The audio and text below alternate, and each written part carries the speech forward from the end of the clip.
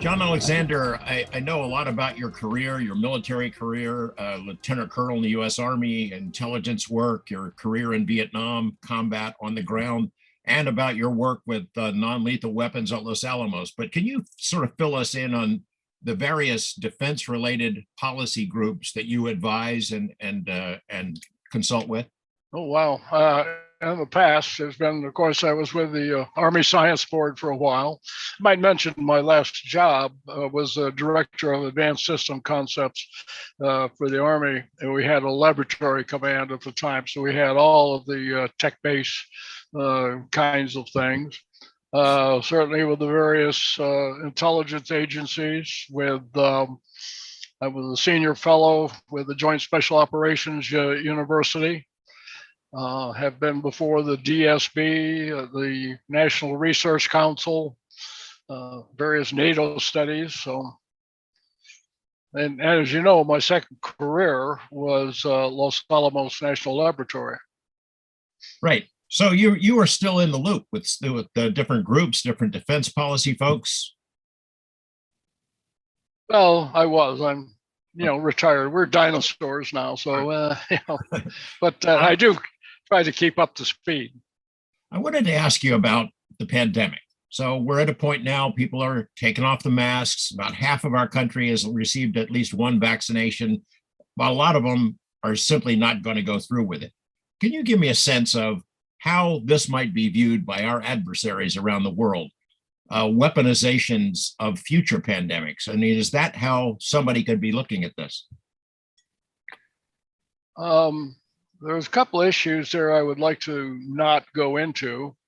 They may be obvious, but I do think it is a strategic potential threat. The issue at the moment, of course, is that we handled it abysmally. I like to do the comparison between how South Korea handled the pandemic. They had their first cases on the same day as we did. And I didn't check later. I think their total number of deaths is just over 1,000. Yes, they're smaller, but that would take it to, say, less than 10,000 fatalities in South Korea versus ours at, as you know, 590,000 now. So it was handled abysmally. It was politicized, which is very unfortunate. That's still continuing. Now, you had mentioned getting shots. I assume you, like I am, fully vaccinated as soon as we could possibly get that. But this notion of we're not going to do it, or, the conspiracy theories, and this is one that bleeds into about all of the areas of interest that we have, are just endemic. Bill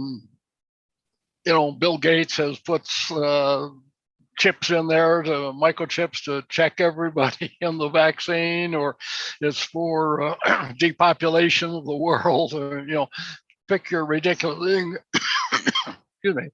But unfortunately, substantial numbers of people believe these. And in these conspiracies, it used to be, minor fringe groups. Now, major conspiracy groups can run in tens of millions. So it's sort of the anti-vax thing has been weaponized in effect. Well, the anti-vax crowd has been around before COVID too. I mean, there was an active group that was trying to get children to be not vaccinated. And although when we were growing up, we had but maybe half a dozen max shots that you had to get, but you had to get it if you were going to go to school. I mean, that was an absolute requirement. And now, of course, what you're seeing is kids are getting considerably more shots. There's some concern about it, but the rumors about shots and autism have been really put to bed, yet still believed in the various conspiracy circuits. So walk me through how this would be viewed among our adversaries. Say there's a terrorist organization that has some kind of a virus it wants to cultivate and unleash, or a nation state that could do this without having any fingerprints on it, they would see us as being vulnerable going forward. That something like that, we were slow to respond. And even now, after so many people have died, a large portion of our population won't take the cure. Yeah, that's absolutely true. And of course, these can be developed in a couple of different ways. As you know, the controversy at the moment is, was this zoological, a naturally formed and transitioned to humans, or did it arise in a laboratory? Now, there's a lot of reason to work on these various coronaviruses. I mean, COVID-19 is the first, or not the first, but one of many coronaviruses. So we know these things are going to evolve. So the idea there was to try and get ahead. Now, you saw what happened. We did, because of the new technology, we're able to develop vaccines relatively quickly. I mean, unheard of in prior speed. That was due to the technological advances that have been made. But the idea actually is to get ahead of the power curve. How do we know which ones are coming? Now, weaponization, there's a number of things that can be done. And of course, we've outlawed theoretically biological warfare. Having said that, to lesser powers, these are very attractive. It's a low cost approach to take on an advanced adversary. So, I mean, to somebody like that, we look vulnerable based on our response. Yeah. Well, and particularly because the way we did respond, and they have seen that we're, arguing internally. And many of my responses to, I do plead guilty to being on social media from time to time. But my response to many of them is that what the people have been doing are, exactly what Vladimir Putin wants. He knows he cannot compete with the US on either economic or military basis. And so his intent has been to undermine confidence in both the EU and the United States, basically all Western society. And we have epitomized that. Just have done his work. And as I point out, the big winner is Z in China. What do you think about the investigation of the lab leak theory? There are some experts who think that there's some legitimacy to that.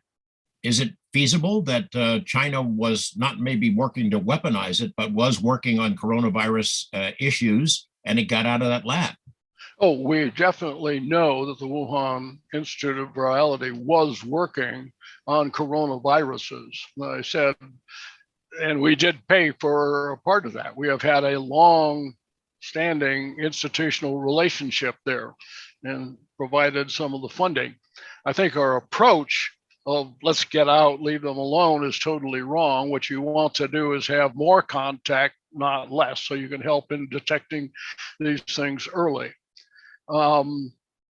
I thought I had seen, and maybe a year ago, however, if you looked at the DNA sequencing, that what they had failed to find that there was any CRISPR technology involved, i.e., where it had been genetically manipulated. It is interesting that we're now going back and revisiting that. Is certainly a possibility. I don't think there's any doubt that the Chinese, while their internal response was swift and draconian, getting information to the world was not nearly as transparent as it needs to be. Yeah, whether they caused it as an accident or on purpose, they didn't do us any favors. I just don't think it was ever on. I think looking at the virus was on purpose. The leak, absolutely do not, because they were hit very hard internally first. It's just that their response was, they went so far as to literally, welding doors shut so people couldn't go outside in the Wuhan and other areas as it spread. But they were not very forthcoming from an international perspective. And now the problem, as you know, very recently, we've now learned about infections that took place earlier than we had anticipated. and that they were more serious, i.e. the hospitalization of some of the workers from the laboratory. That's certainly of concern. It would be very interesting to get a hold of those medical records. I just don't see that happening. And again, because we've created a kind of toxic adversarial relationship, it's going to be very difficult to cooperate in some areas and be adversarial in others.